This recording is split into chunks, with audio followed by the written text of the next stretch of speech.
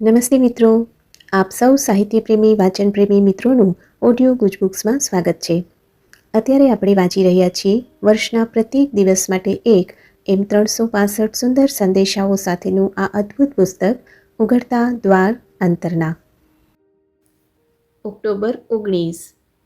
તમે જો માર્ગ ભૂલી ગયા હો તો એને ફરી મેળવવાની સૌથી સહેલી અને ઝડપી રીત આ છે. સ્થિર શાંત થાઓ અને એ નીરવતા અને નિશ્ચલતામાં તમારી દિશા શોધો. તમે સમય કાઢીને શાંતપણે બેસી અંદર ખોજ કરવા તૈયાર છો કે પછી તમને એ સમયનો બગાડ લાગે છે અને જે કંઈ કરવાનું હોય તેમાં પ્રવૃત્ત થવાની ઈચ્છા થાય છે. દરેક જીવને પોતાની દિશા જોઈએ છે, કારણ કે એના વિના તો તમે જીવનની અટવીમાં સાવ ખોવાઈ જશો.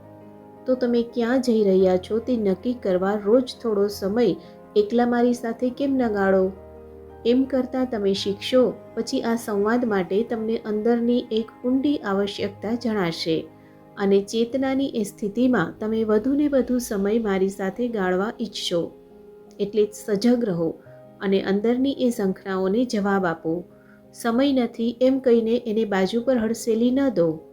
હું તમને કહું છું કે દરેક બાબત માટે સમય હોય જ છે. આપનો આજનો દિવસ શુભ રહે.